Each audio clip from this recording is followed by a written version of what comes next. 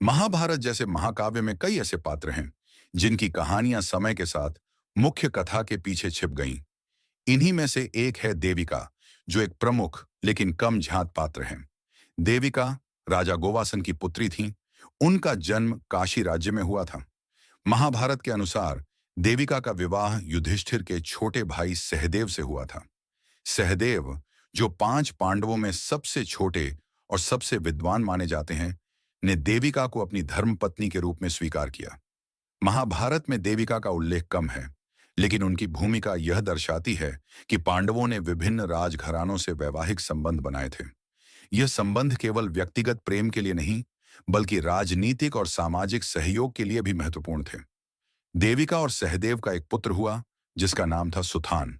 हालांकि महाभारत के युद्ध और राजनीति में देविका का सीधा योगदान नहीं था, लेकिन उनका महत्व एक राजवंश को आगे बढ़ाने और सहदेव के जीवन में स्थिरता लाने के रूप में देखा जाता है। देविका का व्यक्तित्व भारतीय नारी के आदर्शों को दर्शाता है। वे एक शांत, समर्पित और धैर्यवान महिला के रूप में जानी जाती थीं। उनका जीवन हमें यह सिखाता है कि कैसे एक महिला अपने परिवार और पति का साथ निभाकर समाज में योगदान कर सकती है, भले ही उसे इतिहास में ज्यादा मान्यता न मिली हो।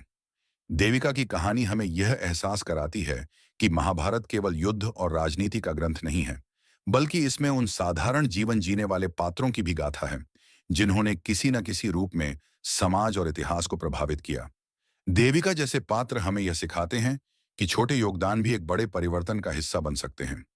महाभारत की हर कहानी में कुछ सीखने योग्य छिपा है, और देविका इसका एक सुंदर उदाहरण है।